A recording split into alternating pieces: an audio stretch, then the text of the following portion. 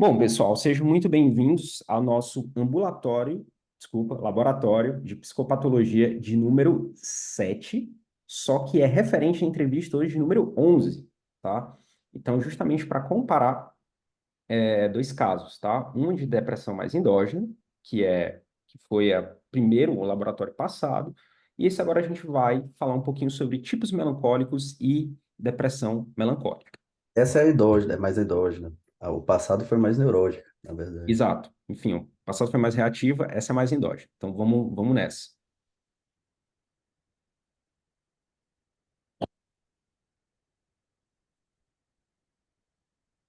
Ué, Bom dia, Adriano, tudo bem? Bom dia. Meu nome é João, eu sou médico, psiquiatra, vou lhe atender hoje. Adriano, como eu não te conheço, queria iniciar perguntando algumas coisas um pouco mais pessoais, tudo bem? Tudo bem. Bom, queria que você se apresentasse, assim, o que você faz da vida, qual é a sua idade. Bom, me chamo Adriano, tenho 42 anos, eu trabalho no mundo corporativo, sou gerente global de uma empresa do ramo de telefonia. Eu vim de Curitiba, estou em São Paulo há 20 anos. Você é casado, você tem filhos? Eu moro com a minha mulher, sou casado com ela, tenho 2 filhos, uma pequena de 7 e um menino de 12. Beleza. E, Adriano, queria entender, assim, o que é que te traz hoje a psiquiatria, essa consulta? Na verdade, quem marcou a consulta foi a minha esposa, né? Ela está um pouco preocupada comigo. Eu estou tendo uns problemas no meu trabalho, e eu fui promovido para um cargo superior, então isso está sendo bem difícil para mim e é um pouco isso que tem acontecido. Que cargo, assim, que você assumiu, há quanto tempo, mais ou menos? Eu era gerente nacional e agora estou num cargo que é gerente internacional. Então eu tenho reunião com vários gerentes de outros países, então novas metas, novas responsabilidades. E eu sei que eu estou sendo um fracasso nisso. E logo mais, se as coisas continuarem assim, vou ser demitido. Eu tenho percebido isso com as pessoas estão fechando a cara, sinto pelo tom das mensagens, então é assim que as coisas estão encaminhando. Beleza, Adriano. Sua mulher também está vendo isso? Ela acha essa mesma coisa, que você está sendo um fracasso no trabalho, ou é algo mais seu, assim? Ela acha que eu estou enlouquecendo, né? Ela diz que eu sou um bom profissional. Ela até ligou para o meu superior para saber o que estava acontecendo. Ela diz que eu resmungo muito. Mas na verdade ela não sabe o que está passando. Nem eu sei o que está passando direito. E assim, Adriano, você podia me descrever melhor, comentar como é a sua relação com o trabalho? Sempre fui muito comprometido com o trabalho, de me preocupar com o prazo, né, com o tempo, com disciplina. E, e agora, com esse novo cargo, não estou conseguindo corresponder a isso. Está sendo bem puxado para mim. Então, eu sinto que eu vou ser demitido logo mais. Consciência, assim, do dever, do seu cargo, mas responsabilidades. Então, eu tenho consciência desse cargo que eu ocupo, e eu sei que é um papel importante, né? Um papel que eu tenho que zelar. Isso é muito importante, é uma coisa que eu sei que para a empresa isso é muito importante. Tá. E com as pessoas no seu trabalho, as suas relações, assim, interpessoais, como é que você age? Sou muito correto com as pessoas, sou muito justo. Eu tenho um senso, assim, de justeza, eu sou meio que uma espécie de pacificador, assim. Acho que tem que ser bem aceito, né? Isso é uma coisa que eu acho que é muito importante para a empresa. Para o mundo corporativo isso é muito importante, você ser bem aceito. Você comenta muito em relação a agir correto, fazer as coisas direitinho na empresa, assim dizendo, e parece que você se anula um pouco em relação a você. Pode ser verdade, mas é que, na verdade, eu sou um membro, né, dessa instituição, eu respondo por ela, né? Respondo em nome dela, então esse é um papel que eu não posso falhar. E eu sinto que eu tô falhando, está sendo um fiasco, e que é isso, logo mais eu corro o risco de ser demitido, sim. Bom, você é uma pessoa muito correta no trabalho, isso deu para perceber, mas você acha que isso é um traço de você? Assim, como é que você era na faculdade? Eu sempre fui muito disciplinado, muito responsável na faculdade, na escola, sempre. Sempre quis mostrar para os professores que eu era capaz, para minha família também. Eles investiram muito em mim, então eu quero fazer jus a esse esforço que eles fizeram, sabe? Tá. Parece que você sempre coloca o outro nessa relação, mas tudo bem. Como é a sua relação com a esposa e com seus filhos em casa? Eu sou um pai de família, né? Eu tenho que prover minha família e sinto que eu tenho que trazer uma alegria para eles, mas isso é uma coisa que eu não estou conseguindo. Eu não estou tendo energia para isso, Tem prazer, né? nem prazer. Você, Às me- vezes falta prazer. você consegue me explicar melhor o que de fato vem acontecendo, assim, o que vem mudando nisso tudo? Acho que é bem isso. Eu tô perdendo o prazer nas coisas. Você sente tristeza, Adriano? É isso que você sente no seu dia a dia?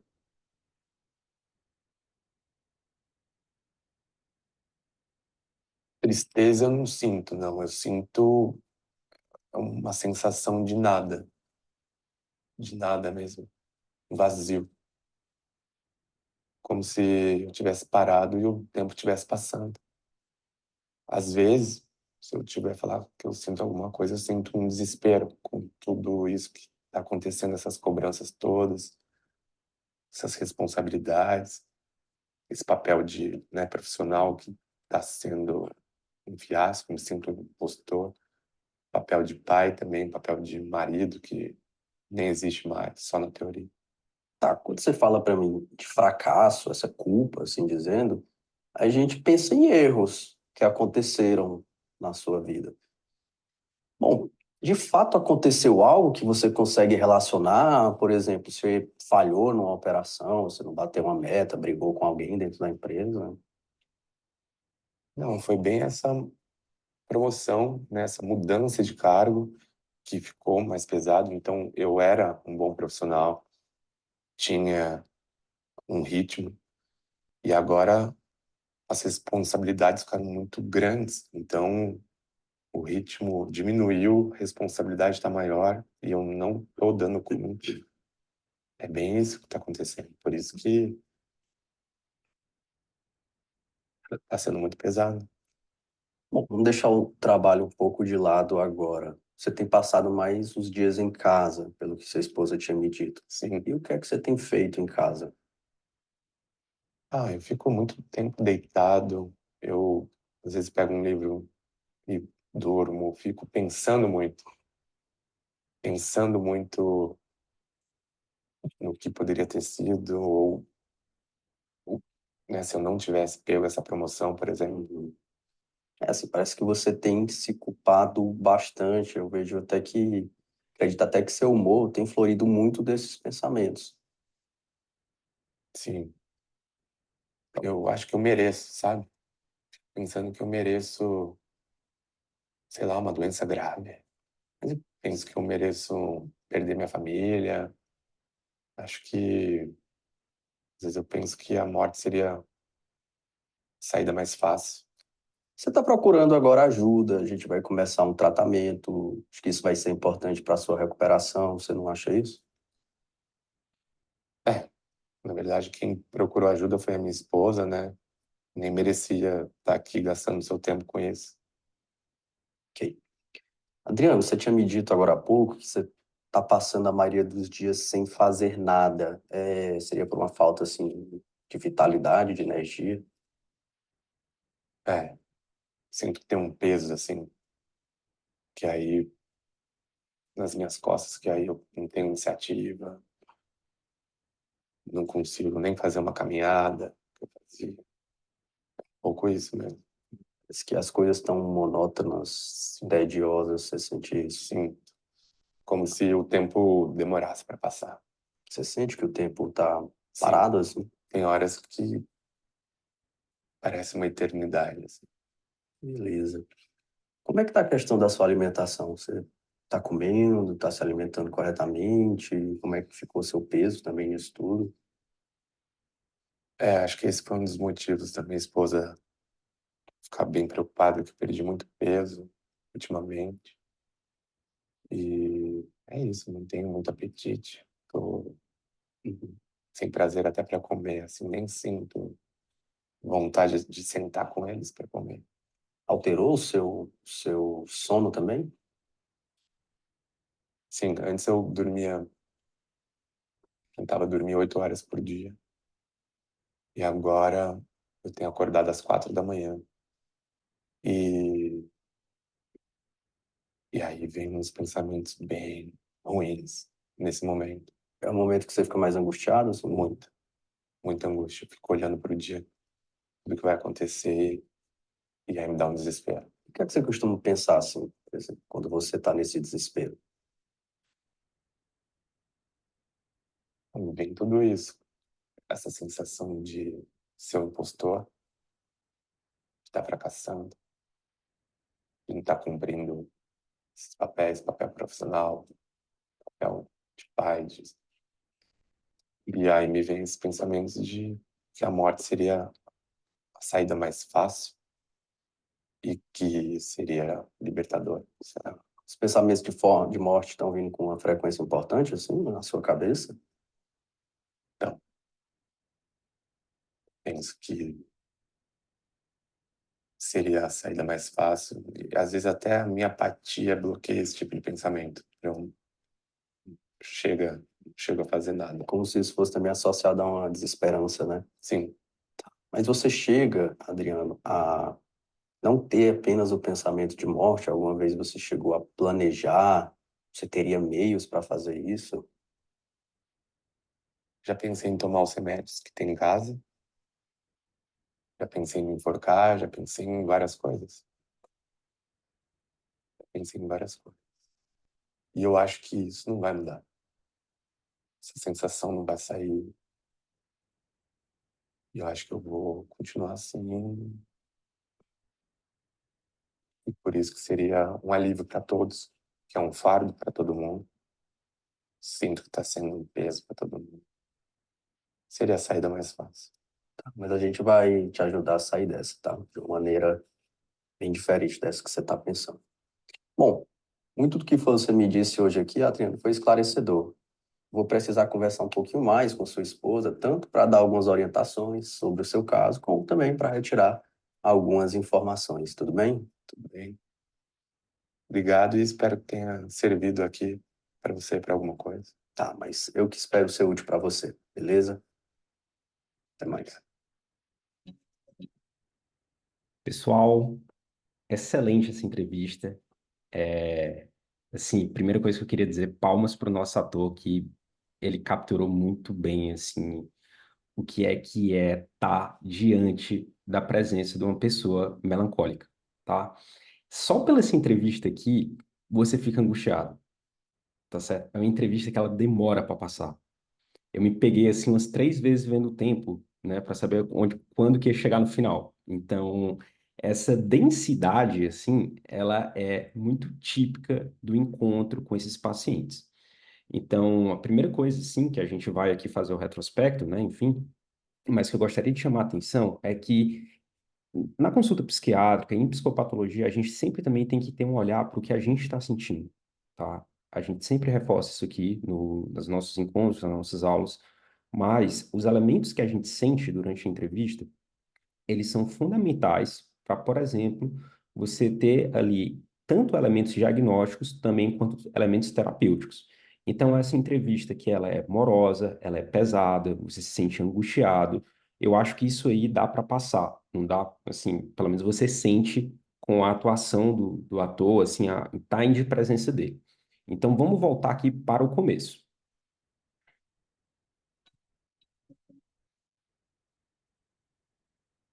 Bom dia, Adriano, tudo bem? Bom dia. Meu nome é João, eu sou médico, psiquiatra, vou lhe atender hoje. Adriano, como eu não te conheço, eu queria iniciar perguntando algumas coisas um pouco mais pessoais, tudo bem? Tudo bem? Bom, queria que você se apresentasse, assim, o que você faz da vida, qual é a sua idade. Bom, me chamo Adriano, tenho 42 anos, eu trabalho no mundo corporativo, sou gerente global de uma empresa do ramo de telefonia. Vim de Curitiba, estou em São Paulo há 20 anos. Bom, pessoal, logo de cara, assim, uma coisa que é muito importante, que a gente sempre começa todas as nossas entrevistas, é com a apresentação, tá? A apresentação, ela dá muito tipo de informação para a gente. Então, quanto melhor você faz a descrição, assim, mental da apresentação, e quanto melhor a descrição, você consegue ver ali uma imagem meio clara daquele paciente. Então, a gente pode descrever, assim, o Adriano como ele é uma pessoa formal, ele é uma pessoa meio rígida, ele é uma pessoa que você pode sentir, assim, que ele é meio denso. Tipo, a gravidade atua nesse paciente, assim. Uma outra coisa, ele tá de preto. Acho que isso ainda confere mais densidade ainda para o que ele tá. Ele é muito sério, tá? Muito, assim, correto. Dá para sentir isso, que ele é um paciente, assim, bastante formal. E dentro da apresentação também, é claro que a apresentação ela acontece na consulta como um todo, tá? Mas eu gosto particularmente de classificar o que eu estou sentindo com o paciente na apresentação, tá? Porque assim, logo de cara, a gente é impactado pelo algo que o paciente ele transmite para a gente, tá? Alguns fenomenólogos até chamam isso de, por exemplo, de odor ou de gosto, tá? Eles descrevem assim, porque é uma coisa quase como se fosse assim sensorial. Então, uma coisa que é muito importante é que a gente não pode jogar isso no lixo que a gente sente, e isso vai guardar ali um importante assim, característica para a gente, tá? João, também, assim, quando você quiser complementar, fica à vontade, também quando quiser pedir para parar, fica à vontade, e pessoal, também a gente vai ter aqui alguns pontos também para tirar dúvida, Eu tá? acho que, além da apresentação, você já consegue notar algumas coisas no início, como, por exemplo, uma certa inibição, uma certa viscosidade desse paciente. Se você pegar grandes psicopatólogos, como o RA, ele cita que na melancolia nós temos dois sintomas cardinais que regem o quadro de melancolia, que é a dor moral e a inibição motora e psíquica. Você vê que esse paciente, ele é inibido desse ponto de vista de ser um paciente mais contido, a fala dele é um pouco mais vagarosa, ele demora um pouco mais para iniciar o discurso, essa latência para a resposta, né, trazendo para o descritivo. E isso são características da melancolia, tá? Claro que existem aquelas melancolias um pouco mais ansiosas, mas classicamente a melancolia, que a gente chama assim, clássica, ela vem muito com os brades, né? Muitos psicopatólogos falam que na melancolia você tem que ficar muito ligado com os brades, que quer dizer lentificação, mais do que com os hipos, como a hipotimia. Os Sim. brades podem ser mais importantes nesses casos. E assim, logo de cara, desculpa, João. E brade vem de lentificação, de viscosidade, de inibição, que é como esses pacientes se apresentam geralmente. E assim, logo nas primeiras falas, isso logo de cara, tá? Você já sente isso pelo tom que o paciente está lhe falando. Então, fez uma pergunta, ele demora um pouquinho para responder, vocês vão ver isso ainda no longo da entrevista, e ele fala assim sempre num tom baixo, é muito monótono, tá? Então, isso assim, são coisas que a gente pode descrever, inclusive na prosódia, na fala, mas assim, notem que isso é muito importante, tá? Vamos dar seguimento. Você é casado? Você tem filhos? Eu moro com a minha mulher, sou casado com ela, tenho 2 filhos, uma pequena de 7 e um menino de 12. Beleza. E Adriano, queria entender assim o que é que te traz hoje a psiquiatria, essa consulta. Olha a lentidão aqui, olha a latência de resposta do paciente. Na verdade, quem marcou a consulta foi a minha esposa, né? Ela está um pouco preocupada comigo. Eu parei aqui porque eu queria dar um destaque a uma coisa que é muito importante, tá?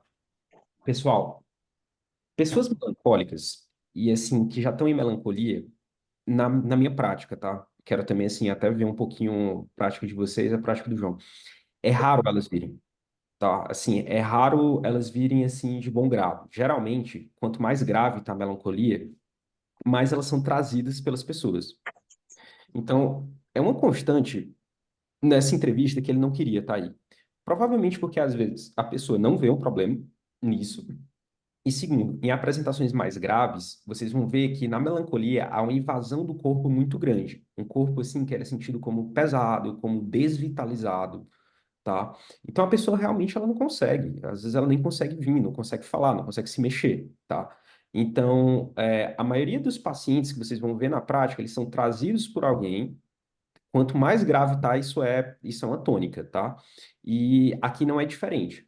Esse recorte de entrevista, ele é muito legal porque, assim, a gente dá para discutir tanto tipos melancólicos nele, quanto também uma pessoa que está melancolizando, tá? Vamos continuar. Eu tô tendo uns problemas no meu trabalho e eu fui promovido para um cargo superior, então isso está sendo bem difícil para mim e é um pouco isso que tem acontecido. Que cargo assim que você assumiu? Há quanto tempo, mais ou menos? Eu era gerente nacional e agora estou num cargo que é gerente internacional. Então eu tenho reunião com vários gerentes de outros países, então novas metas, novas responsabilidades. E eu sei que eu estou sendo um fracasso nisso.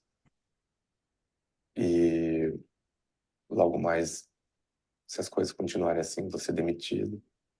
Eu tenho percebido isso com as pessoas estão fechando a cara, sinto pelo tom das mensagens, então é assim que as coisas estão encaminhando. Pessoal, assim, não é comum um paciente chegar para você triste ou então com algum problema porque ele foi promovido, tá? Geralmente é o contrário. Isso chama muita atenção nessa entrevista. Vocês vão ver que o João ele faz esse tipo de exploração, mas o que vai ser, acho que isso vai ficar mais claro conforme a gente for fazendo a discussão, porque assim, esses tipos de pacientes que a gente vai descrever aqui, eles têm uma vulnerabilidade muito grande à culpa e a mais responsabilidades. Não estou dizendo que eles não são, que eles são irresponsáveis, é muito pelo contrário, eles são extremamente responsáveis, mas isso tem um limite, tá? E assim, a gente vai começar a ver que vai ser demarcado um pouquinho que esse limite foi atingido nesse paciente. Provavelmente ele está melancolizando por causa disso. Então, vê que ele passou de um cargo ali, de gerente nacional, para um cargo de gerente internacional. Com isso veio mais responsabilidade, tá? E é o que ele vai te trazer um pouco nessa consulta. Uma grande dica que eu dou aqui para vocês, e que é, assim, crucial, tá? O melancólico, geralmente, ele vai te trazer trema de trabalho. Sim, geralmente ele vai te trazer trema de trabalho. Então, quando um paciente ele vai conversar com você e ele espontaneamente começa a falar de trabalho, então assim, você vê que a relação dele tá muito girando em torno disso, suspeita, tá? Beleza, Adriano. Professor, boa noite. Posso tirar uma dúvida? Fica à vontade. Meu nome é Pedro, boa noite a todos. Boa noite, João também, que participou aí. Obrigado por conceder a entrevista. É, Imagina. eu tenho uma dúvida, principalmente na parte dessa apresentação, em que nós sabemos, né, que o ideal é deixarmos o paciente falar, né? Alguns autores falam de 5 a 7 minutos, mas eu acho que classicamente, nesse tipo de paciente depressivo melancólico, acaba que poucas vezes o silêncio ele vai para algum lugar, né? Então, o, como tatear o quanto a gente deve direcionar ou não, ou deixar o paciente falar livremente, porque esse é classicamente o tipo de paciente que vai ter uma dificuldade em comunicar os seus problemas. Como é que Perfeito. a gente faz para não focar, né, não tentar não guiar o paciente para falar daquilo que a gente já acha ser específico o problema por tratar-se de um paciente melancólico, né? Como despir o preconceito e ao mesmo tempo guiar essa entrevista de forma orientada. Acho que eu fico me Pedro, perguntando isso às vezes. Pedro, eu achei assim sua pergunta muito boa e muito sensível também, tá? Assim, eu vou começar aqui fazendo uma primeira colocação, tá? É óbvio que a gente, nessa entrevista aqui, como é entrevista simulada, a gente tem que ser, assim, o máximo didático possível. Então, a gente vai fazer, assim, um relato que é meio caricatural, tá? Só que, como você bem ressaltou, muitos desses pacientes, às vezes, eles vão estar em silêncio, que é uma apresentação muito comum, tá? Eles vão realmente estar em silêncio. Alguns, inclusive, vão, às vezes, até estar em estupor catatônico. E aí, óbvio, a gente tem técnicas de entrevista que, normalmente, quando a gente vai ler os livros, né? Deixa o paciente falar abertamente no começo, e ele vai te trazer temas, isso é muito importante, depois a gente vai direcionando um pouquinho mais no final. Só que o silêncio, por si só, é uma comunicação, tá? Então, assim, o silêncio desses pacientes, eles dizem muito. E, geralmente, o que a gente vai fazer é, claro, a gente tem que explorar, só que a gente tem que explorar sem ser invasivo. Eu vou citar aqui um caso de um psiquiatra, um psiquiatra italiano, que é Lorenzo, esqueci o sobrenome dele, mas ele trabalhava com clínica de pacientes que eram melancólicos. E, assim, muitos desses pacientes eles não falavam. O que que ele fazia, esse psiquiatra? Ele só chegava lá e sentava do lado. Ficava lá 30 minutos, 40 minutos. Eu sei que isso às vezes assim pode parecer um pouco meio estranho, mas ele notou que alguns pacientes, e um paciente assim específico, depois de meses fazendo isso, tá? Isso assim, é numa época um pouco assim sem antidepressivo, tá? Mas assim, às vezes o paciente pegava e dava a mão para ele. Tem um outro caso também de um psiquiatra, que eu não vou me lembrar o nome, mas assim, ele trabalhava com ela, na realidade, trabalhava com pacientes que eram catatônicos. E muitas das catatonias, às vezes, também são por quadros de melancolia. E aí ela sentava do lado do paciente e ia só descrevendo o ambiente para ele. E ela fazia, assim, isso por meses, tá? Por meses, assim. E com a mesma paciente. E um dia a paciente ela falou, né? Ela disse assim, ó, ela se surpreendeu que a paciente falou que a paciente tinha ficado incomodada com uma coisa que ela tinha descrito meses atrás, tá? Então, assim, eu acho que essa sua pergunta ela é muito boa, porque às vezes elas também vão ser a pergunta da família que a família pergunta, doutor, o que que eu faço? Assim, tipo, o que que eu vou fazer, né? Enfim, e aí eu estimulo ele, eu fico perguntando, eu vou fazer. Não, é só você estar presente, tá? Então, assim, às vezes você só se colocar presente desses pacientes já é muito bom. Óbvio que às vezes é cobrado da gente um certo tipo de intervenção, um certo tipo, assim, um certo tipo de estrutura de entrevista, mas com esses pacientes particularmente, a gente não pode ter, assim, tanto tipo de rigor porque imagina, se o João aqui, nessa própria entrevista, ele vai explorando isso com muita sensibilidade. Mas a gente também não pode ser invasivo demais, tá? Então, eu não sei se eu respondi assim sua pergunta, mas eu fiz assim, uma digressão boa, mas é assim que a gente lida, tá? O silêncio ele comunica muito, tá bom? Então, isso é um dado pra gente. Perfeito. Inclusive, me fez ter um outro insight, o papel que essa psiquiatra fazia, né? E que o psiquiatra também fez, o senhor citou agora, que parece se encaixar naquele psiquiatria paliativa, né? Não a paliação, a psiquiatria na paliação, mas a psiquiatria paliativa, onde ele acolhe de uma maneira que realmente não é tratando o paciente porque não é a ideia, mas ao mesmo tempo ele não está deixando de fornecer alívio, e não é com medicamento algum, né? Muito Sim, interessante, professor. Muito obrigado pelo relato. imagina, eu agradeço sua pergunta e assim, eu gostaria só de finalizar com entender psicopatologia te permite isso. Te permite te posicionar e reagir para o paciente com o que ele precisa, tá? Por isso que isso aqui é tão importante, beleza? Bom, obrigado, Pedro. Vamos continuar. Mulher também tá vendo isso? Ela acha essa mesma coisa, que você tá sendo um fracasso no trabalho, ou é algo mais seu, assim? Aqui é uma pergunta muito legal que o João faz, tá? O João aqui, ele está explorando com o paciente se essa percepção dele está sendo um fracasso no trabalho, se é uma percepção do paciente ou se isso é verificado pelos pares, tá? No caso, a mulher. O que que o paciente vai responder? Ela acha que eu tô enlouquecendo, né? Ela diz que eu sou um bom profissional. Ela até ligou para o meu superior para saber o que estava acontecendo. Ela diz que eu resmungo muito. Mas, na verdade, ela não sabe o que tá passando. Nem eu sei o que tá passando direito. E assim, Adriano, você podia me descrever melhor, comentar como é a sua relação com o trabalho?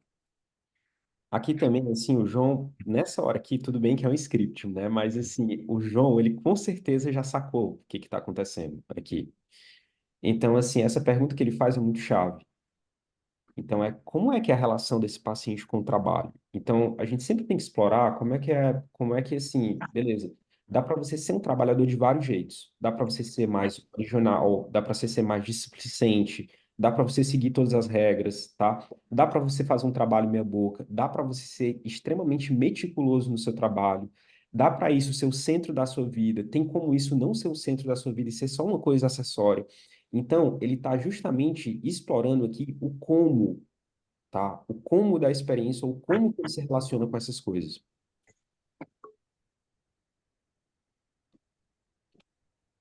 É, Fui muito comprometido com o trabalho, de me preocupar com prazo, né, com o tempo, com disciplina.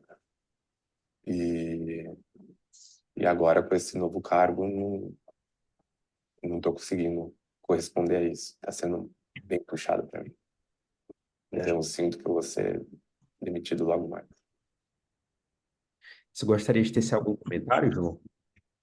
eu ia falar sobre o que você falou, tá? Por que eu perguntei sobre a questão do trabalho. Pessoal, quando você começa a entender melhor psicopatologia e suas facetas, muitas vezes no início da entrevista você já vai ter um diagnóstico em mente. Quando você está de frente para um melancólico, cara, o que o odor do que o José falou é muito certeiro. A gente não demora para fazer um diagnóstico de melancolia. Só que a gente tem aquele diagnóstico em mente, mas a gente precisa investigar e procurar algo que vai gerando embasamento. A maioria das melancolias, elas demonstram uma forma de existir no mundo muito peculiar, que inclusive foi descrita pelo grande Tellembar, né? Que é o que ele chamou de tipos melancólicos. As pessoas às vezes tendem a pensar que isso é uma personalidade, porque ele é escrupuloso, porque ele é movido pela ordinalidade, mas não é bem isso, vamos dizer assim.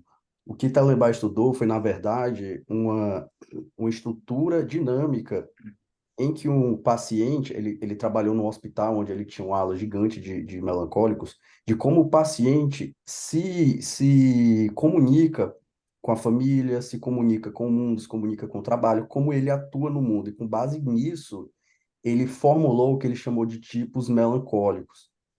E nada mais é do que algumas características que fazem um paciente ter uma maior propensão a cair num quadro melancólico. Então, eu perguntei, como é que você atua no trabalho? Porque justamente os pacientes melancólicos, eles têm certos traços que nos chamam a atenção, que a gente consegue ver no Adriano. E quais são esses traços? São, na verdade, traços que geralmente são características que geralmente fazem alguém ser bem aceito na sociedade, como, por exemplo, é alguém muito responsável, é uma pessoa marcada pela ordinalidade, pela escrupulosidade, pela consciência do dever. E tudo isso a gente vê no Adriano. E tudo isso a gente vê de uma forma rígida, que a gente vai explorar como essa rigidez de comportamento e esse fato dele não saber, talvez, existir de outra forma, contribua para um quadro melancólico. E quando a gente pergunta assim, o que é que as outras pessoas estão achando de você, isso de sua esposa concorda, ele fala assim, eu tô enlouquecendo. Pessoal, isso é muito comum em pacientes melancólicos. Eu atendi um paciente melancólico um dia desse. Poucos dias depois, a filha que levou ele não foi, claro, a filha dele me manda um áudio falando assim, eu acho que meu pai tá fazendo drama. O que é que eu faço? Eu acho que meu pai tá fazendo drama. Ele não para de repetir as coisas, ele não para de resmungar, parece até que ele tá ficando maluco. Justamente por conta disso, porque muitas vezes aquela atitude, aquele comportamento, aquela tristeza Então, eu tô fazendo uma sua saladinha. tão Você bem quer comer com compreensível aos outros. comprar um chipzinho? Quer comer a Faz com que pizza hoje ou o amanhã? próprio familiar não crie uma empatia em relação àquilo e chega a pensar Eu que a tô pessoa está pedindo assim, muito enlouquecendo. obrigada. Tô chegando já. Pessoal, cuidado só com o som, por favor. Não é o meu não, pô, de alguém. Não, eu sei, mas assim, só para não atrapalhar o prontinho.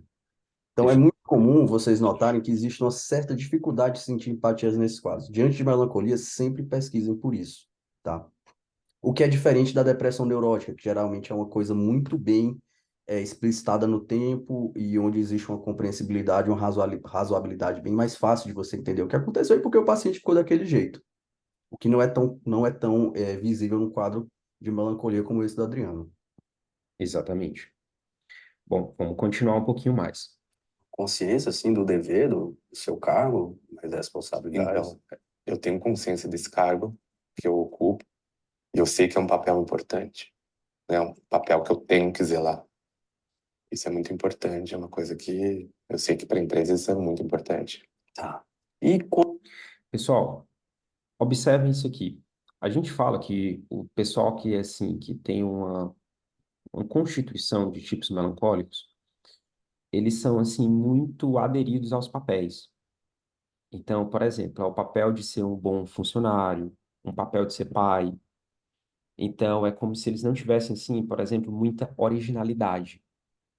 Eles fazem aquilo que é esperado deles, tá?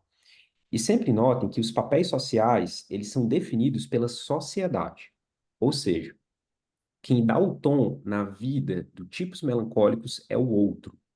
Ele é literalmente são pessoas, tá, que são voltadas para o outro, são voltadas para o coletivo e são voltadas geralmente para que o coletivo valoriza, tá? Vocês vão ver aqui ao longo da entrevista que esse paciente ele se dilui na coletividade, ele se dilui na sociedade e ele se dilui aqui também na empresa, tá?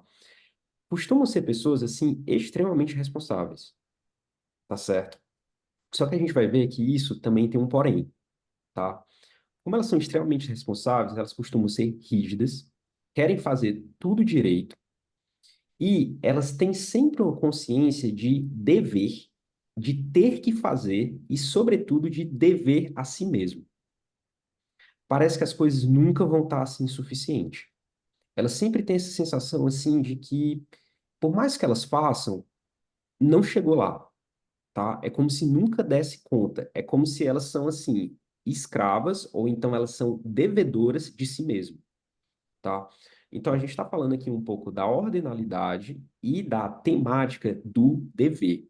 Vocês vão ver que dever e dívida anda lado a lado com culpa. O tema central de uma personalidade melancólica é uma culpa, tá? Culpa de ser responsável por tudo e culpa ela tem a mesma raiz etimológica de que causa, tá? De ser a causa de tudo. Então, assim, guardem isso. Culpa anda lado a lado com responsabilidade, com dívida e com causa. com as pessoas no seu trabalho, as suas relações assim, interpessoais, como é que você age? Sou muito correto com as pessoas, sou muito justo. Eu tenho um senso assim de justeza, eu sou meio que uma espécie de pacificador, assim. Isso aqui é muito interessante, tá? Uhum. Espécie de pacificador. A ordem do tipos melancólicos, ela não é só uma ordem, assim, é uma ordem que estrutura o mundo deles. Então, assim, é uma ordem que vai muito para as relações, é uma ordem que vai muito como que se relaciona com o trabalho, é uma ordem que como ele se relaciona consigo mesmo. E assim, pessoal, o que que é ordem, tá? O que que é essa ordinalidade que a gente tanto fala? É uma coisa mais conservadora, é de manter as coisas, tá? É de, assim, por exemplo, não se abrir muito ao novo, tá? De querer, assim, conservar as coisas do jeito que elas são. Então, assim, por exemplo, quando ele fala que é uma pessoa pacificadora, isso é uma coisa que é muito típica. Porque qualquer, por exemplo, atrito numa relação é uma quebra de ordem. E não é só uma quebra de ordem, é também, assim, geralmente, uma espécie de que quando você tem um atrito numa relação, pode vir muita culpa. Vocês vão ver que tipos melancólicos são pessoas que elas fogem da culpa, porque elas sentem a culpa grande demais na consciência. Uhum. Então, assim, elas não costumam se envolver em conflitos, elas são bem pacificadoras, assim, elas são bem mantenedoras da ordem, ou mantenedoras, assim, do conservadorismo, tá? Não é conservadorismo, assim, no sentido de política, tá? É conservadorismo no sentido, assim, de, por exemplo, de um certo tipo de estática, de não se abrir muito ao futuro, de não se abrir muito ao indeterminado, de não se abrir muito a mudanças, tá? Vê que esse paciente aqui, ele está quebrando quando ele muda de cargo, tá? Observem isso. Acho que tem que ser bem aceito, né? Isso é uma coisa que eu acho que é muito importante para a empresa. Para o mundo corporativo, isso é muito importante, você ser bem aceito. Você comenta muito em relação a agir correto, fazer as coisas direitinho na empresa, assim dizendo, e parece que você se anula um pouco em relação a você. O João aqui já pegou, tá? Ok. Eu Assim, pergunto aqui, ó, quando a gente falou de ordem, escrupulosidade, o Sérgio perguntou, eles são perfeccionistas? Não necessariamente, perfeccionismo pode estar dentro de qualquer personalidade, pode ser muito bem apenas uma característica de uma pessoa. Quando a gente fala de escrupulosidade ou de ordenalidade, é algo mais estrutural e dinâmico. E o perfeccionismo, geralmente, é algo mais voltado para mim mesmo. Sou metódico, eu sou perfeccionista, e isso é para satisfazer algum desejo ou alguma obsessão minha. Já o paciente melancólico, ele segue uma lógica um pouco diferente. Uma das características dele é o que a gente chama de heteronomia, que seria a influência que as questões ou as normas externas têm no paciente, as normas que são mais socialmente aceitas. É basicamente essa ordem que a gente quis falar aqui, como o Zé falou. É uma ordem que ele não permite se desviar. Se ele se desviar, ele sente culpa e ele se sente abaixo das expectativas, e é uma pessoa rígida que, ao mesmo tempo que não permite se desviar, tenta manter a ordem. Quando essa ordem é abalada, ele tem uma certa dificuldade de contornar a crise. E aí que pode degringolar um processo mais melancólico, justamente pela ordem, pela dificuldade da mudança, pela crise e pela dificuldade dele contornar essa crise. Ele fica, de certa forma, estático, como o Adriano fica aqui. não sei se vocês notaram, mas assim, a gente, como o João falou, a gente está descrevendo aqui meio que uma constituição que ela quebra na melancolia, tá? E assim, e foi exatamente isso que o Tellembar fez. Ele viu lá todos os melancólicos e analisou a vida deles. Bom, o que que aconteceu aqui? Então ele achou esse tipo, essa constituição. E Sim. antes que vocês me perguntem, tá? Essa é uma pergunta muito comum de ser feita. Bom, qual é a diferença disso para o paciente obsessivo, anancástico? Porque, assim, às vezes, pô, são dois pacientes, assim, que gostam de ordem, né? Mas, assim, pessoal, se você for dar um diagnóstico pelo DSM, de uma personalidade obsessiva e anancástica, com certeza você vai pegar tipos melancólicos, tá? A gente está falando aqui de uma categoria um pouco diferente. Só que, como o João falou, sempre vejam de onde é que isso está surgindo. Se surge meio que do paciente para o mundo, ele é mais obsessivo. Se surge mais do mundo para o paciente, ele é mais melancólico. Então, às vezes, esses pacientes aqui, eles são muito ordenados e muito meticulosos, tá? É mais porque eles têm que ser assim, porque o papel social cobra deles isso, tá? Não é como se fosse propriamente deles, tá? O obsessivo, ele é mais obsessivo independente de um papel social, tá? Isso parte muito mais dele. Então, assim, a gente fala que o obsessivo é centrífugo e o melancólico é centrípeto, tá? Então, assim, é mais ou menos o posicionamento dos vetores disso. Pode ser verdade, mas é que, na verdade, eu sou um membro, né, dessa instituição, eu respondo por ela. Isso aqui é muito legal. Membro da instituição, eu respondo por ela. Dá para ver como é que ele se posiciona em relação a isso. Ele está meio que se dissolvendo, tá? Ele responde pelo coletivo. É nisso aqui que a gente vai pegando as coisas, tá? Você falou com a super identificação com o papel, né? Papel de trabalhador, papel de pai, papel institucional, assim, porque a gente vê que para o melancólico, para os tipos melancólicos, as relações se dão muito mais na base do rendimento do ser para o outro do que propriamente da afetividade. Tanto é que o Telebal usava um termo que o paciente melancólico ele é um ser para o outro e serve os outros, assim dizendo. Daí que tem algumas outras características, como ele falou, eu sou pacificador. O melancólico, ele evita crises, ele evita conflitos, ele tenta manter uma ordem com as coisas e com as pessoas, tá? Uhum. Então, tudo isso vai se encaixando, assim dizendo. É aquela constituição que, por exemplo, a pessoa ela acha que os outros vão gostar dela pelo que ela faz. tá? Dito assim, trocando em miúdos, tá certo? E muitas vezes ela sente que o que ela faz não é suficiente. Então, assim, a pessoa que ela fala assim, bom, eu vou ser amada se eu fizer isso, tá certo? Isso é muito também característico, assim, de relação um pouco mais melancólica, tá? E que, claro, isso predispõe, assim, muito também a simbioses, tá? Em relacionamento, tá bom? Então, assim, são pessoas que elas só acreditam que elas vão ter um certo tipo de valor ou que elas vão ser gostadas pelo rendimento delas, tá? Não sei se vocês estão pegando assim isso, mas isso aqui é muito favorecido pela nossa sociedade, tá? E se você vê assim também, inclusive, é muito interessante isso. Sociedades mais orientais, elas têm incidência de tipos melancólicos assim muito maior do que as sociedades ocidentais, tá?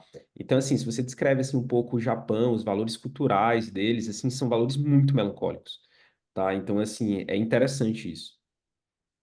né? Respondo em nome dela, então esse é um papel que eu não posso falhar, tá? Eu sinto que eu tô falhando, que tá sendo um fiasco, e que é isso, logo mais eu corro o risco de ser demitido, sim. Isso que é interessante também. Ele sente que ele está falhando e que está sendo um fiasco e que ele sente que vai ser demitido, tá? Pessoal, isso aqui é uma coisa quase que... Olha o grau de autocobrança que esse paciente tem. Isso aqui é a sensação de dever a si mesmo, tá? De que nunca está suficiente. E que isso vem em conjunto com a culpa, tá? Então, assim, ele é extremamente vulnerável à culpa e também vocês vão ver que isso é meio que estranho pra gente. É uma culpa, assim, quase que não tivesse muito perdão, tá? Isso aqui começa a ficar estranho para o examinador. A gente não entende muito bem, às vezes, o que que o paciente, bom, do que ele está falando. Isso que o João vai explorar um pouco mais na frente. Bom, você é uma pessoa muito correta no trabalho, isso deu para perceber, mas você acha que isso é um traço de você? Assim, como é que você era na faculdade? Eu sempre fui muito disciplinado, muito responsável na faculdade, na escola, sempre. Sempre quis mostrar para os professores que eu era capaz, para minha família também. Eles investiram muito em mim, então eu quero fazer jus a esse esforço que eles fizeram, sabe? Duas coisas. Está vendo aí o dever de novo, tá? Ele deve alguma coisa à família dele, tá? Então, assim, de novo surge essa temática. E uma outra coisa que eu gostaria de chamar a atenção de vocês também é o posicionamento do João. Essa pergunta, pessoal, sempre façam para os pacientes. Ele perguntou, bom, você é assim, ou como é que isso vem? Como é que isso na sua adolescência? Ele está basicamente aqui analisando como é que é a Constituição, tá? Uma personalidade, ela não se forma de uma hora para outra, tá bom? Não é uma coisa que a pessoa, sei lá, de um ano para cá se formou, não. Isso aqui é desde muito cedo. Então, assim, tipos melancólicos, ele é provavelmente tipos melancólicos a vida toda.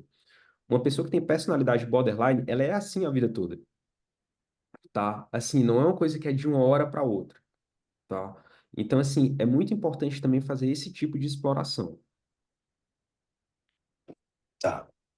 Parece que você sempre coloca o outro nessa relação, mas tudo bem. Como é a sua relação com a esposa e com seus filhos em casa? Eu sou um pai de família, né? Eu tenho que prover minha família e eu sinto que eu tenho que trazer uma alegria para eles, mas isso é uma coisa que eu não estou conseguindo. Eu não estou tendo energia para isso. Mais uma vez aqui o papel de ser pai, tá? Olha o quanto que esse paciente é aderido aos papéis.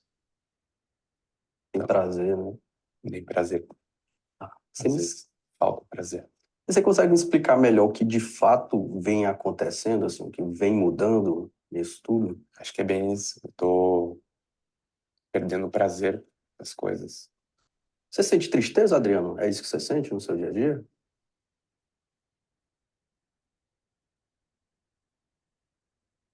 Tristeza eu não sinto, não. Eu sinto uma sensação de nada mesmo. Um vazio. como se eu tivesse parado e o tempo estivesse passando. Pessoal, isso aqui para mim é uma das maiores marcas de uma melancolia, tá? Ou de que um paciente ele tá meio que desenrolando uma melancolia. Lembrar que melancolia a pessoa não vai sentir tristeza. Pode até sentir assim nas fases mais iniciais, mas esse paciente aqui, ele fala uma coisa muito boa e que é assim, é descrita originalmente como sendo uma tristeza vital. E, apesar de ser tristeza vital, não é tristeza. A gente descreve isso aqui como sentimento da falta de sentimento, que é uma das grandes marcas da depressão, tá?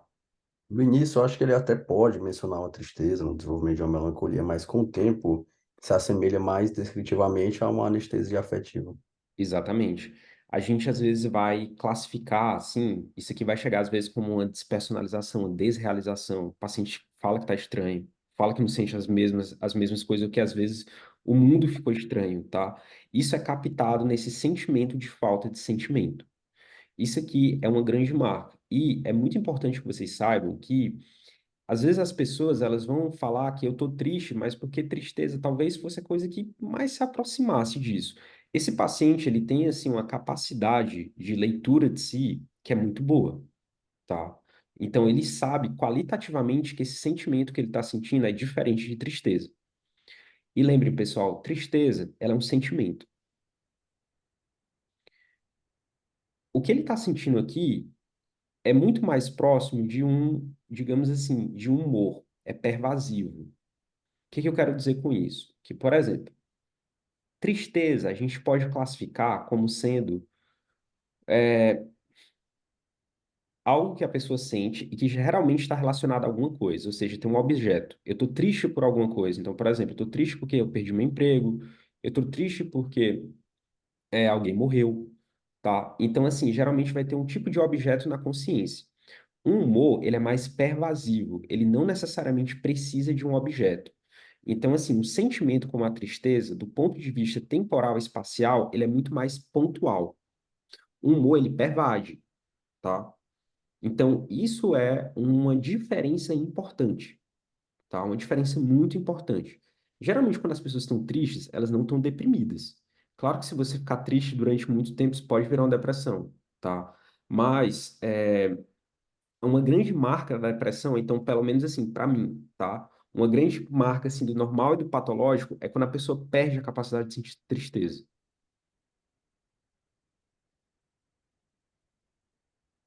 Às vezes, se eu tiver a falar que eu sinto alguma coisa, eu sinto um desespero com tudo isso que está acontecendo, essas cobranças todas, essas responsabilidades, esse papel de, né, profissional que está sendo um fiasco, me sinto um impostor, papel de pai também, papel de marido que nem existe mais, só na teoria.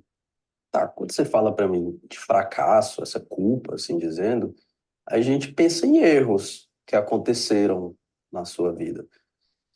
Bom, de fato aconteceu algo que você consegue relacionar, por exemplo, você falhou numa operação, você não bateu uma meta, brigou com alguém dentro da empresa. Essa pergunta é crucial, tá? Crucial. O João aqui, ele está explorando a culpa do paciente. Então, ele está vendo aqui justamente se essa culpa tem algum tipo de justificação ou justificativa. Porque, por exemplo, uma culpa normal, digamos assim, ou no indivíduo sadio, ela geralmente está relacionada a alguma coisa que ela fez, tá? E uma culpa que é normal, ela é uma culpa que permite troca, ou seja, ela permite perdão. A culpa desse paciente não é uma culpa normal, ela é uma culpa que a gente diz que é uma culpa ontológica, ou seja, a existência dele é baseada um pouco nessa culpa. E como que a gente sabe disso? Olha a resposta que ele vai dar. Exato.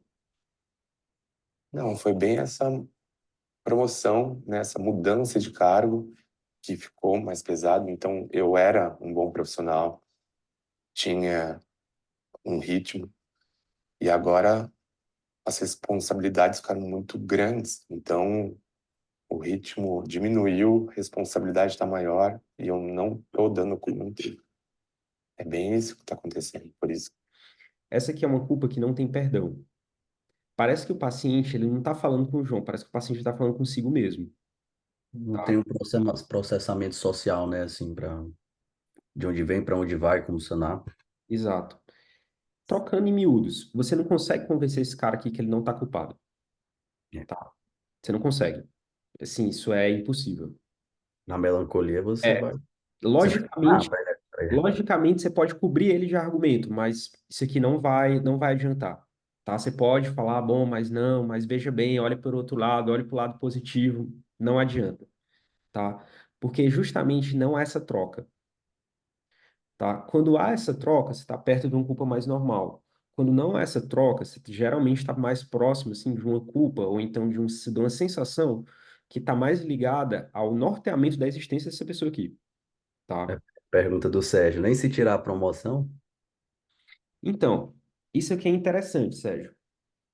Por que que esse paciente ele relaciona tanto assim com essa promoção e o que é que acontece? Quando essa promoção aconteceu, provavelmente ele ganhou mais responsabilidade, tá? Ele ganhou mais função.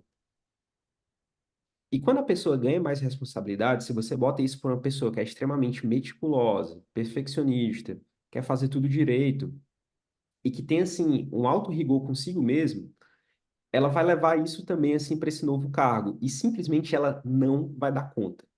Isso é a situação limite que deflagra a melancolia, tá? Então, o melancólico, a gente fala que às vezes ele deprime por duas coisas. E é assim, a gente vai passar superficialmente por isso aqui. Mas ele deprime ou por remanência ou por includência, tá? Que um é uma forma mais espacial e outro é uma forma mais temporal. O que que acontece? É como se, tá? Ele é um devedor de si mesmo. Quando você promove ele e que ele tem muito mais responsabilidade, essa dívida aumenta. Isso é demais para a consciência do paciente. Então, uma forma dele meio que fazer esse tamponamento é a melancolia, tá? A melancolia, ela coagula o paciente. É como se ela fizesse assim um tampão. Ela faz um fechamento hermético, onde não tem mais troca, onde literalmente o futuro, essas possibilidades, a mudança é coagulada, a mudança para de existir. E isso é o que a gente vai ver em seguida, tá? Ele tá melancolizando, já esse paciente aqui. Então, assim, esses pacientes na prática, você vai ver, eles deprimem ou quando você aumenta a responsabilidade deles, ou quando você tira o papel deles. Então, por exemplo, a pessoa trabalha a vida toda, sempre muito certinho, sempre muito escrupuloso, sempre ligado na ordem, e aí aposenta.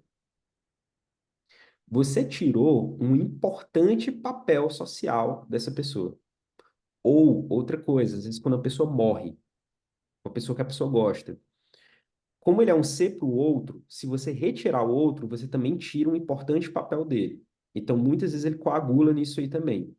Então, assim, são pessoas que é muito comum, tá? Quadro de senhorzinho de 60 anos de idade, trabalha 30 anos na mesma empresa, super certinho, se aposentou ou mudou de casa, já era. Melancoliza. Tive um paciente na residência que quando o vozinho, quando ele aposentou, ele fez cotar.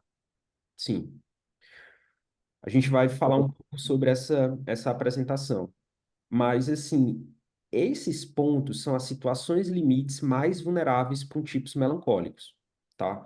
E, geralmente, eles tentam manter a ordem, a ordenalidade. Eu vou dar um exemplo aqui de um paciente meu que, assim, quando ele perdeu o emprego, ele continuou se vestindo todos os dias com a farda do emprego e ele ia para tomar café embaixo do local que ele trabalhava. Tipo assim, isso é meio que, imagina um corpo que está se movimentando e aí por inércia ele continua o movimento. Você tira a aceleração, mas por inércia ele continua o movimento. Isso é a consciência tentando manter a ordem, tá?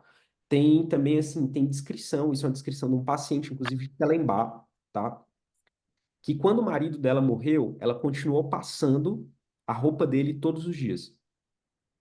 Isso Tá? até precisa tentar, né? Que a gente está falando aqui de trabalho, algo mais do dia a dia, mas para um paciente tipos melancólicos, ele melancoliza com qualquer crise da vida, tá? Às vezes pelo falecimento de um parente, às vezes porque terminou um casamento, enfim, pode ser várias coisas. O que é que isso tem em comum? Mudança. Mudança. Mudança é uma tônica, tá? quando tem alguma coisa que ameaça a ordem ou ameaça o conservadorismo, é um ponto de vulnerabilidade nessas pessoas. Isso, inclusive, você vai levar para terapia, quando elas melhoram, claro, né? Tipo assim, você tem que proteger essas pessoas, você tem que falar assim, olha, cuidado aí, né? Enfim, quando se for fazer assim, movimentos existenciais meio bruscos, tá? Enfim, então, e outra coisa que também, assim, que ajuda isso aqui, a gente vai falar um pouco, é tricíclico, tá? Uhum. Tricíclico é o caminho. O Foucault falava, né, que a melancolia é uma desincronização e uma dificuldade de ressincronização, né? Porque é um paciente que ele desincroniza após uma crise, ele sai um pouco da norma, da ordem dele, e essa mesma flexibilidade que faz ele não entrar em crise, assim, ele sobreviver às crises, uma vez que ele cai nessa mudança, ele não consegue retornar. Ele não permite ter flexibilidade para contornar um conflito. Então ele entra na melancolia, entra nessa bola de neve que é a melancolia. Esse... E assim, para finalizar, a gente vai abrir aqui também assim um pouco as perguntas, mas por eles serem responsáveis, geralmente as pessoas adoram trabalhar com eles, né? Enfim, então, tipo, imagina, a gente está falando de pessoas aqui que são muito mantenedoras da ordem social. E eles geralmente eles costumam pegar muitas coisas, muitas funções. Só que veja o paradoxo, eles são devedores de si mesmos. Então eles vão pegando função e eles vão se acumulando, acumulando coisa até geralmente eles não darem conta. E é nesse momento que eles quebram. Então assim, o melancólico, imagina uma pessoa que ela vai cavando um buraco, vai cavando, vai cavando, vai cavando, vai cavando, vai cavando. E aí fica tão fundo que aí não tem mais saída, tá? E é onde a melancolia pega. Então, a mesma força existencial deles é a força onde eles caem também, tá? Isso é muito da prática. Pessoal, como é que tá chegando essas ideias para vocês até agora? Dúvidas, perguntas, tá dando para compreender, não tá dando para compreender, tá ficando mais claro a gente mostrando isso no paciente?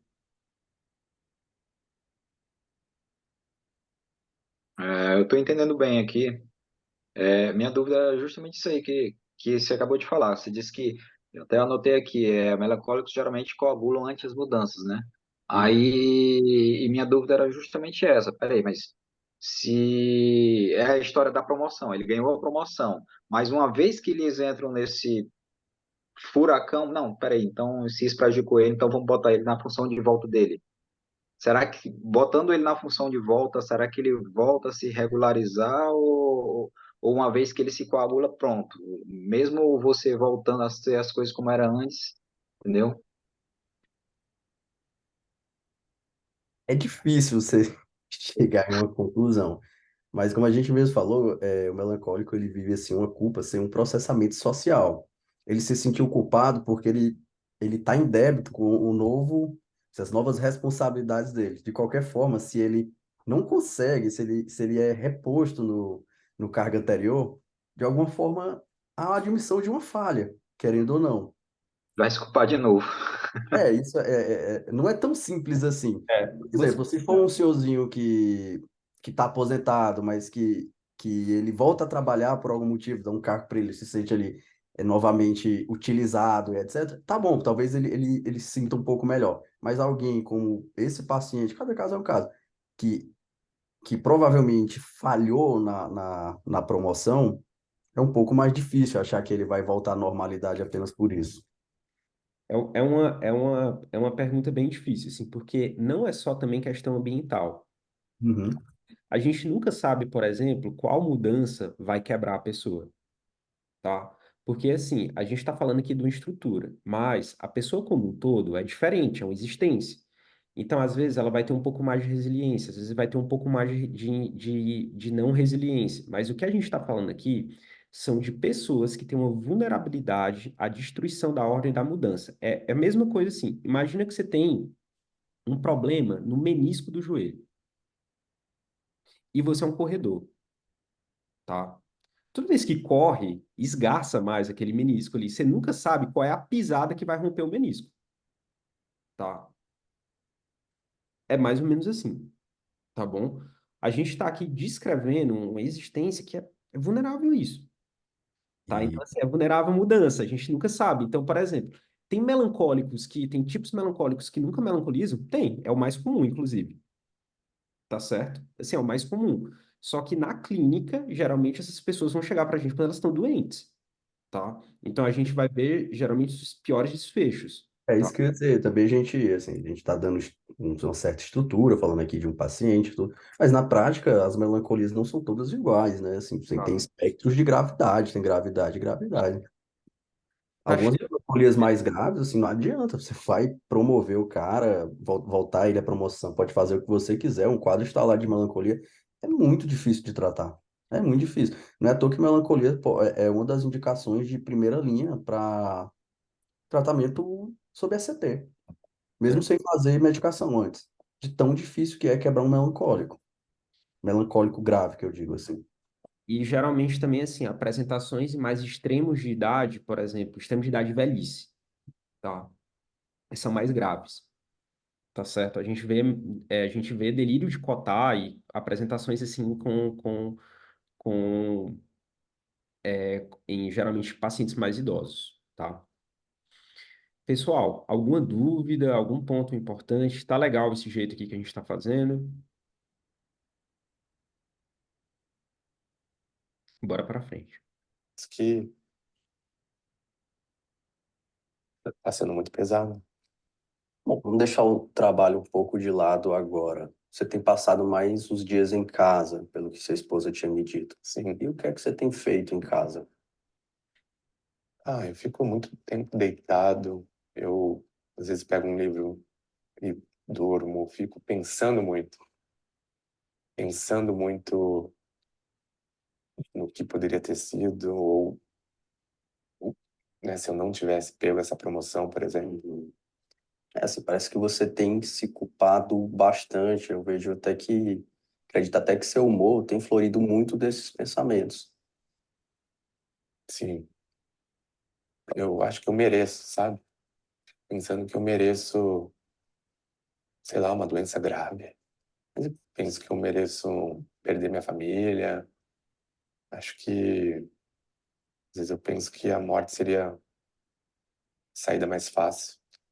Isso aqui, pessoal, é um delineamento para um futuro Cotard.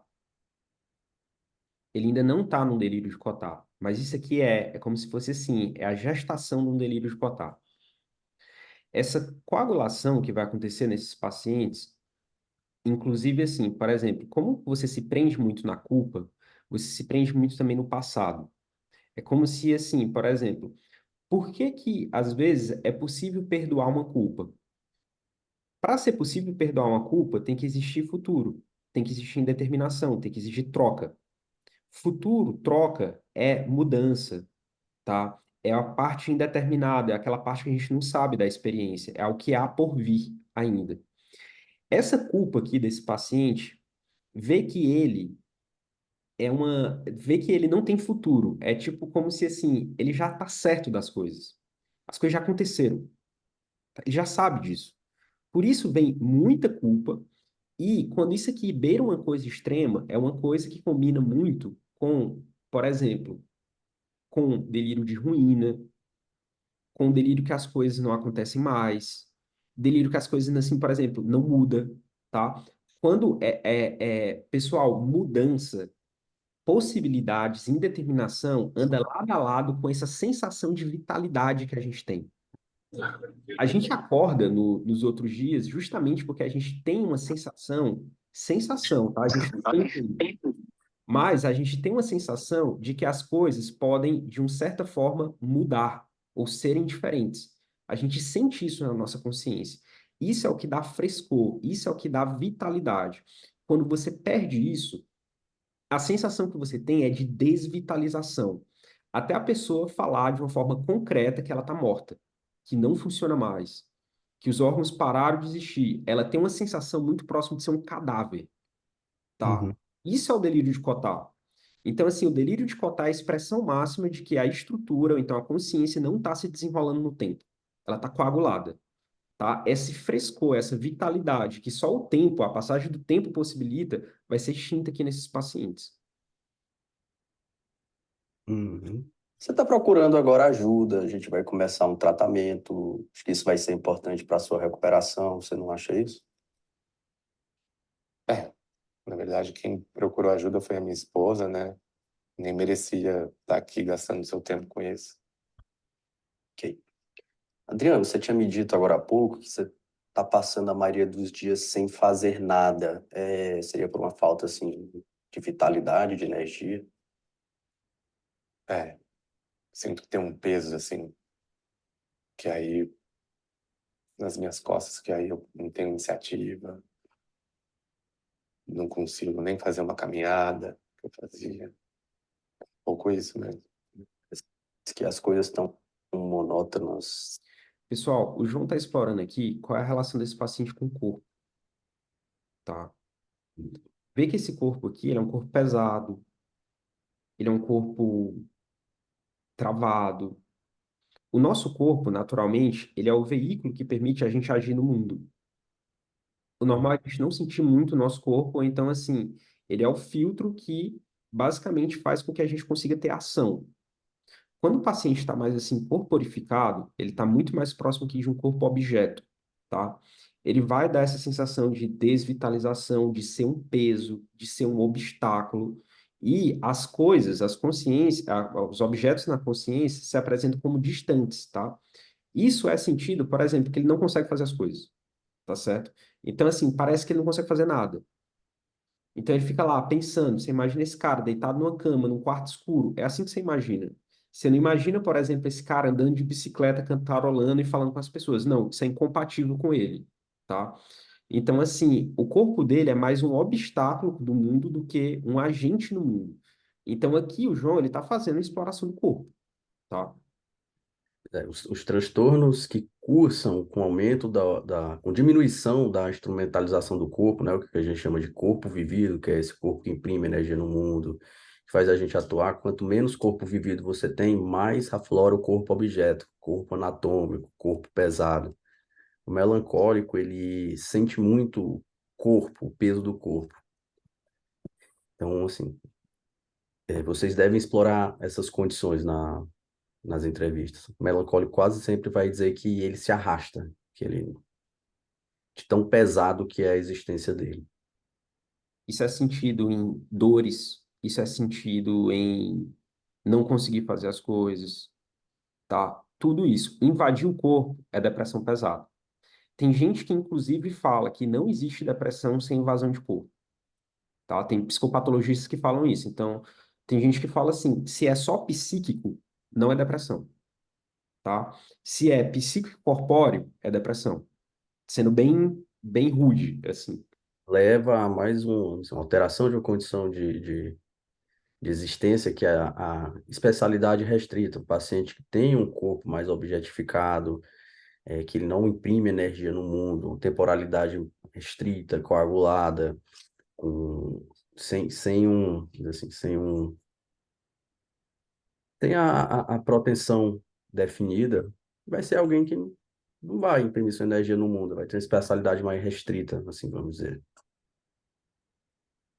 Para ele, o quarto dele é o mundo dele. É.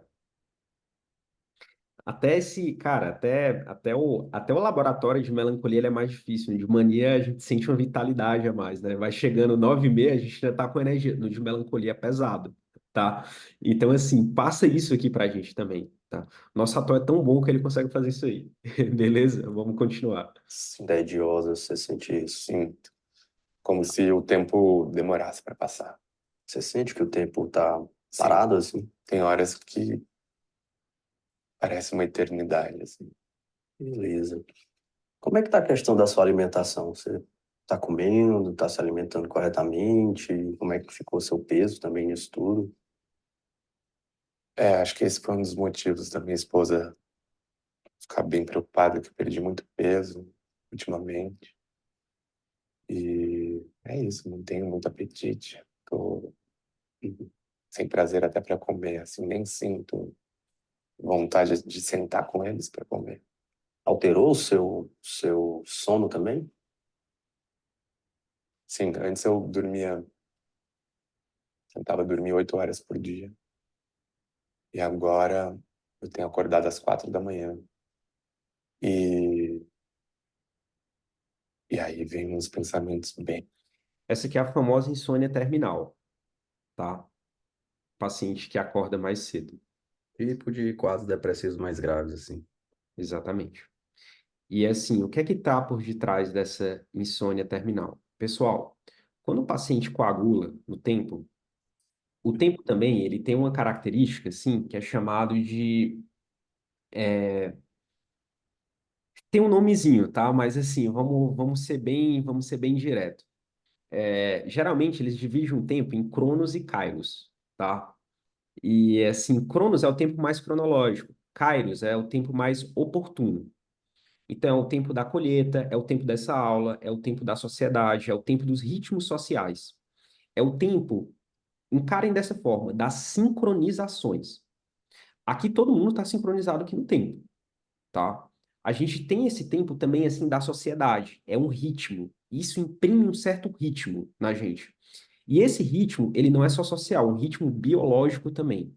Quando o paciente coagula, esse ritmo ele é desfeito, tá certo? O paciente, ele perde o ritmo social e ele perde o ritmo biológico também. Então, vai alterar tudo. Sei lá, sono, fome, alimentação, ciclo social, tá? Altera tudo, tá? É assim, então, tem o Thomas Fuchs, ele lê isso, né, como depressão, como desincronização temporal. Ele deu a entrada no tempo, né, especificamente nisso. Aqui a gente está dando entrada no tempo e no corpo. Na realidade, a gente está entrando em todas as dimensões, assim. Mas guardem isso, tá bom? Paciente perde o ritmo. Beleza?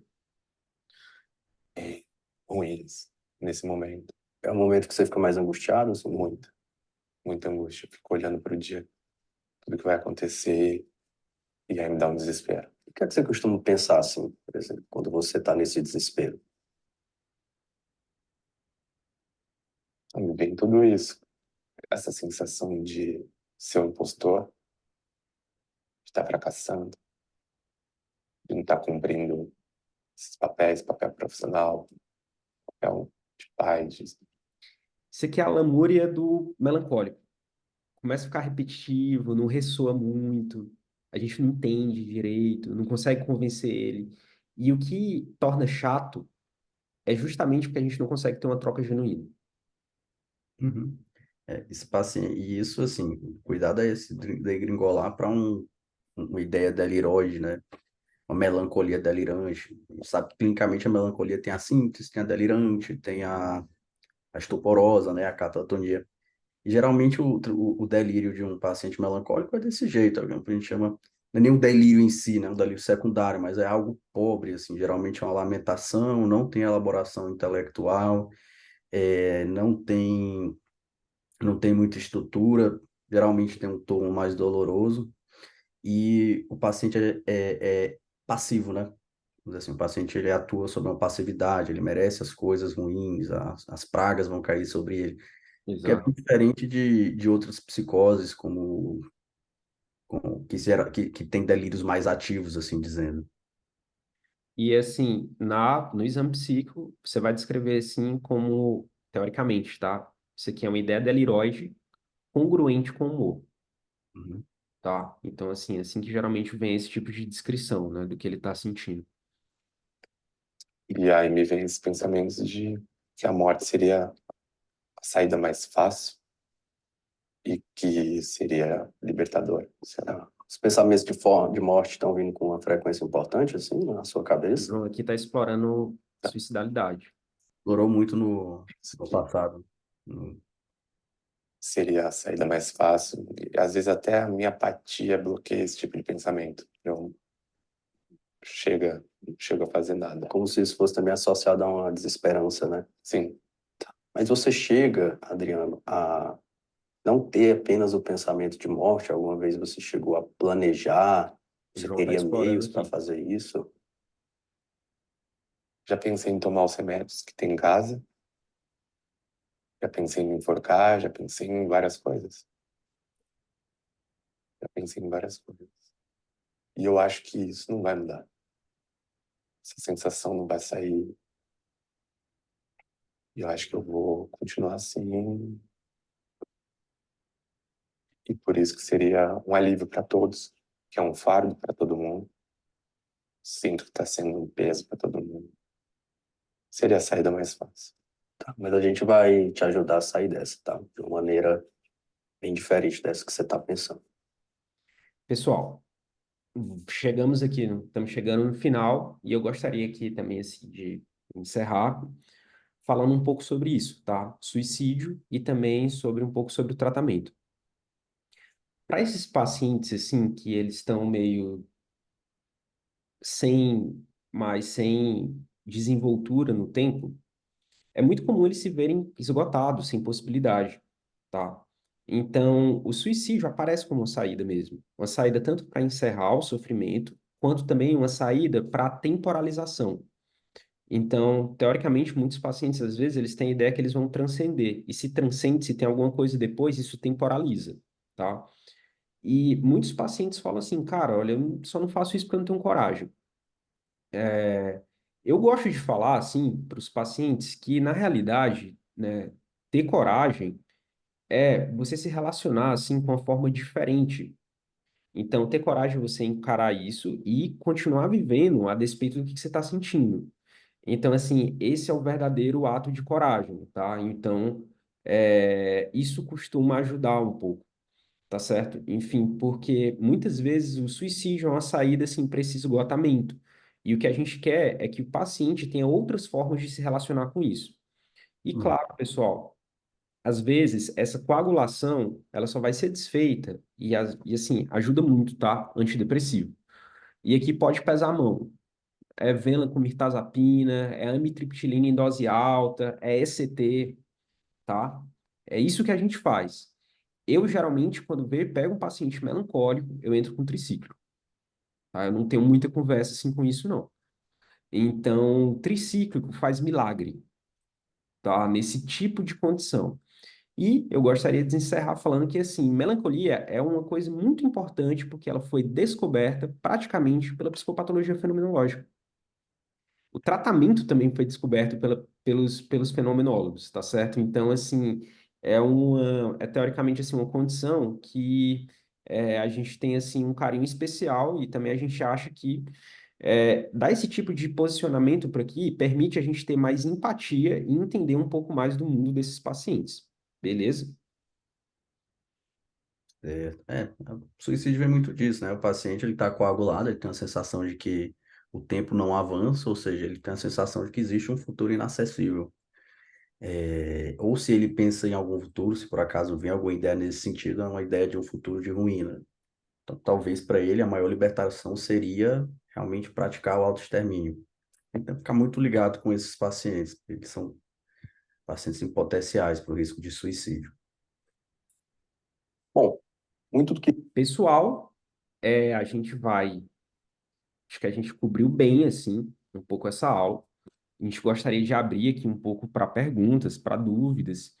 E, assim, lembrem também, né, tipo, por favor, tá? Mandar aquela foto nossa, marcar a gente no Instagram. Sempre vou pedir isso. E, principalmente, se vocês gostaram, tá certo, assim, dessa aula. E também, assim, pessoal, a gente abre aqui um pouquinho para tirar dúvidas, tá? Enfim, se algum conceito não ficou tão claro, sim, se alguma coisa assim passou despercebida, fiquem à vontade, tá? Lembrando que não tem pergunta idiota, tá certo? Pode perguntar a coisa que for mais básica possível, fique à vontade.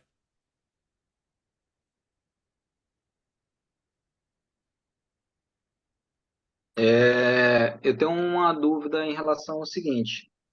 Vamos lá para o Beabá.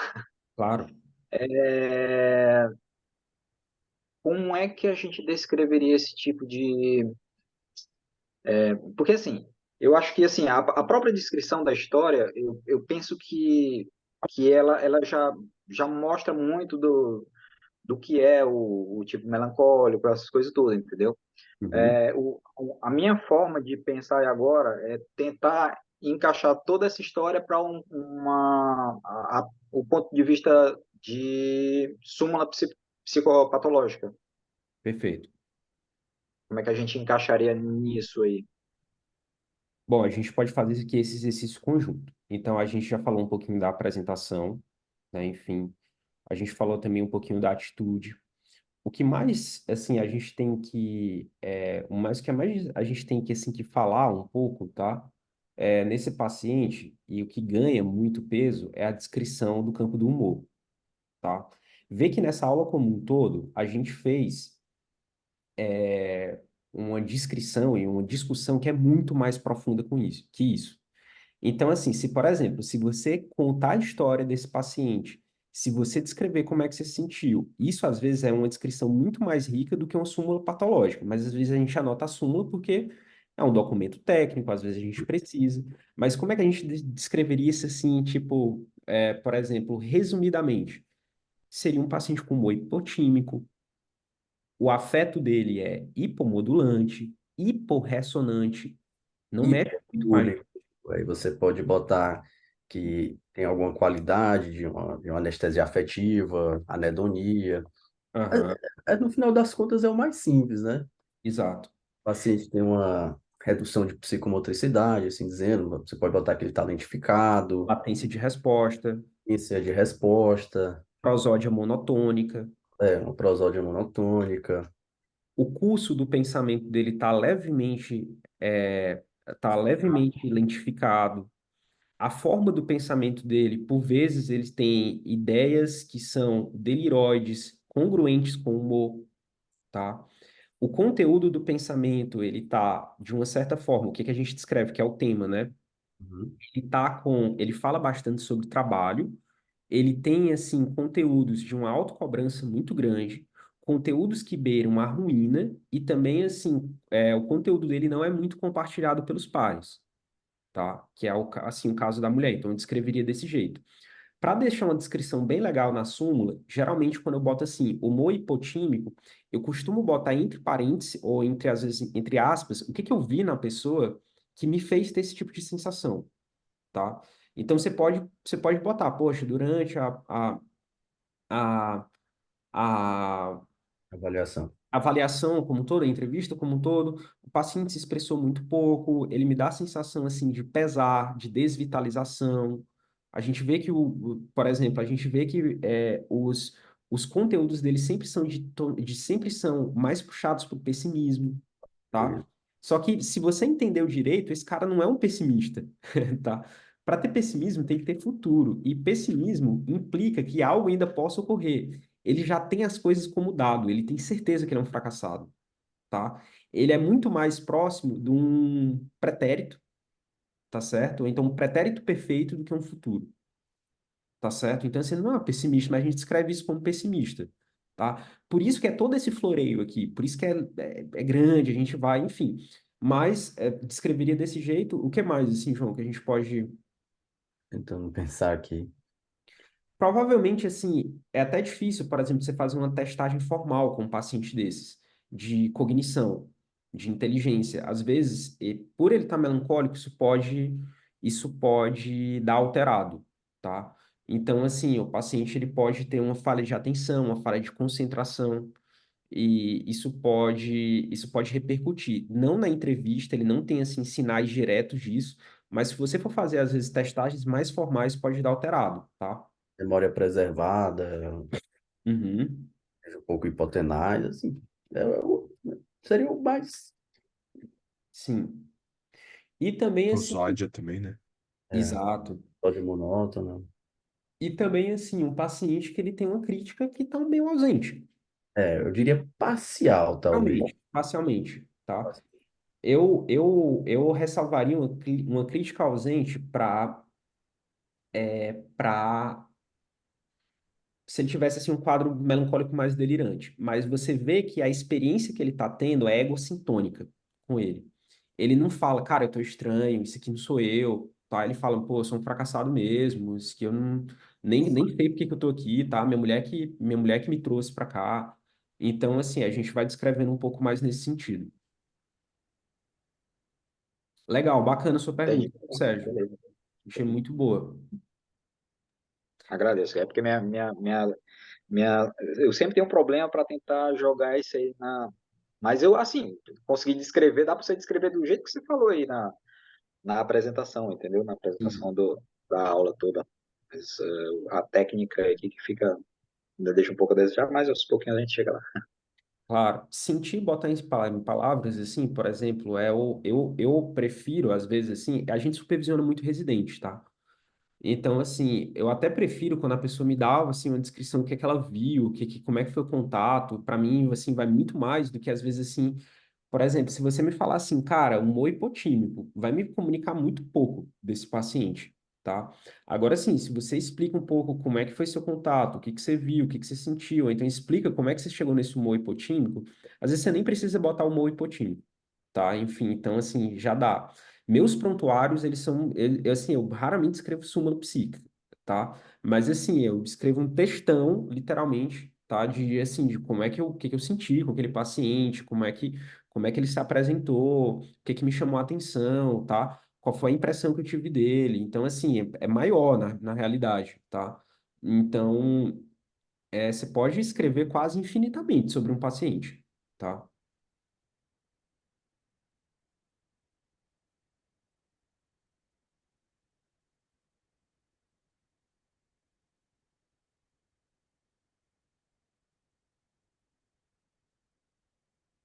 Alguém tem mais alguma dúvida, pessoal?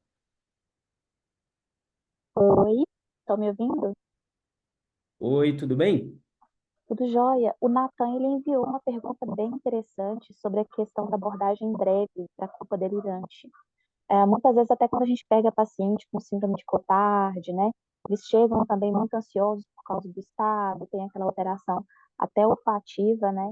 E eu Uhum, acho muito interessante como que a gente pode trazer essa abordagem breve, ou se ela é adequada para o momento, né? Porque quando a gente pensa na perspectiva de delírio, pode afastar um pouco o paciente, né? E eu também fiquei com bastante dúvidas sobre o tricíclico quando a gente pega um paciente com sonolência, né? uhum, Tu pega aquele paciente tipo melancólico, mais arrastado, eu não sei se a gente traz isso também, os efeitos colaterais tricíclicos tem a nortriptilina, né, que traz um pouco menos de uhum. efeito, mas o que que a gente poderia trazer, né, disponível no SUS? Legal. Excelente pergunta, tá? Vou começar de trás para frente. Às vezes o paciente está sonolento por esse próprio desincronização do ritmo biológico. Então, mesmo que você faça, às vezes, uma mirtazapina ou uma amitriptilina, se você tratar ele bem, ele vai ganhar vitalidade. Isso vai reverter, tá? Porque, assim, é o quadro dele. Mas, claro, você pode ir por nortriptilina. Nortriptilina é meu tricíclico favorito, tá? Então, assim, eu acho mais fácil, mais tolerado. Mas assim, dá para pensar também dessa forma, tá? E assim, às vezes você atinge doses altas com esses pacientes, 200, 250, tá? Então assim, é tipo, literalmente, investir mesmo. Então a gente vai assim muito disso. A primeira parte da sua pergunta, eu vou pedir só assim, licença e desculpa, eu não entendi muito bem, eu gostaria que você repetisse, por favor.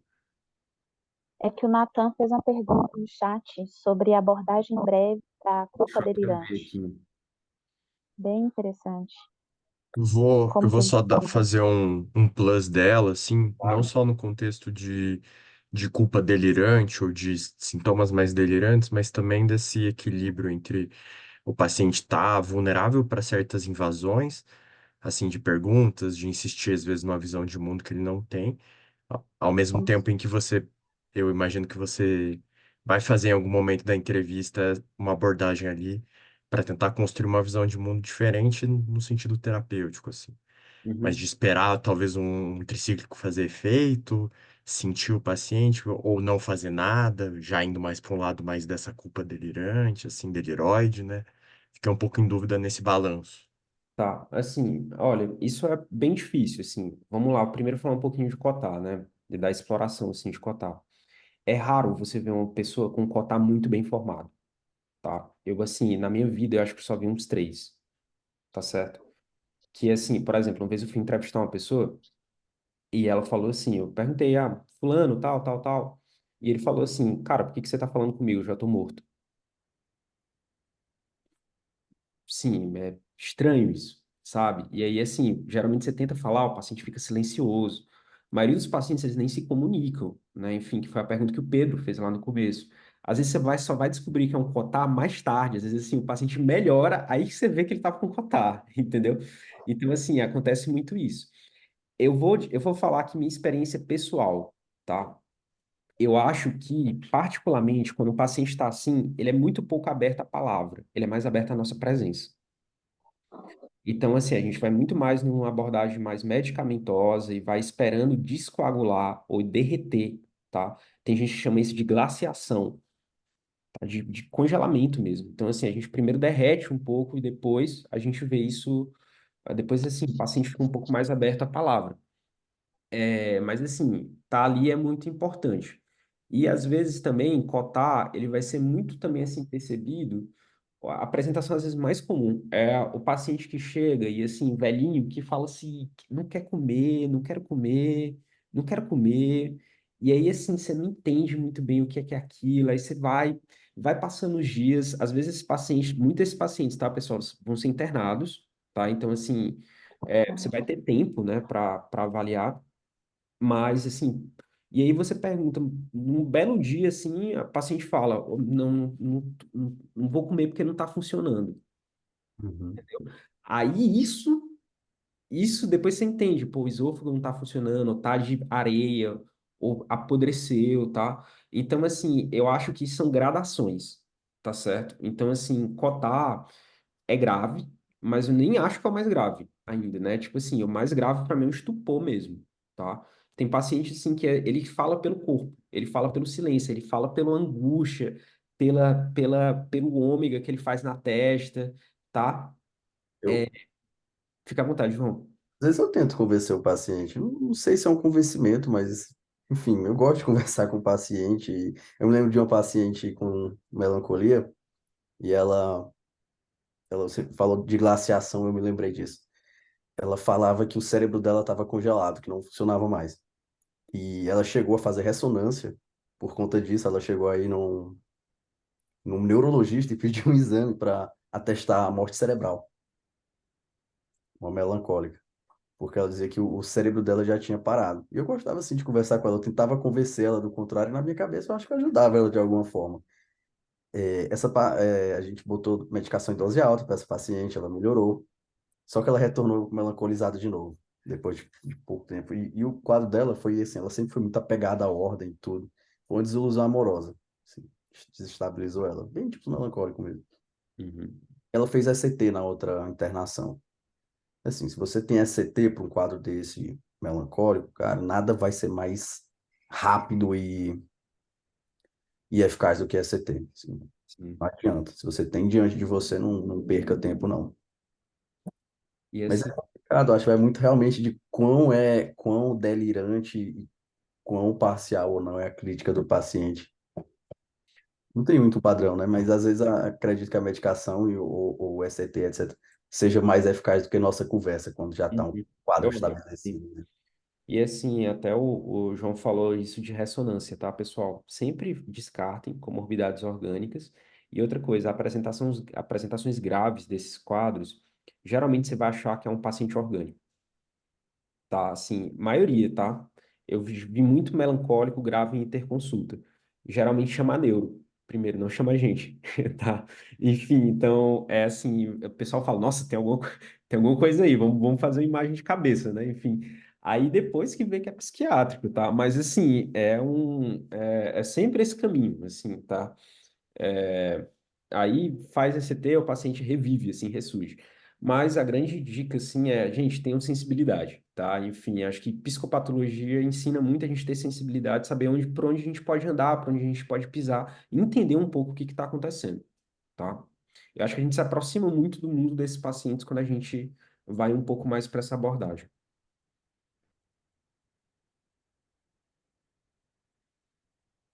Meus queridos, irei pausar aqui, né, enfim, a gravação.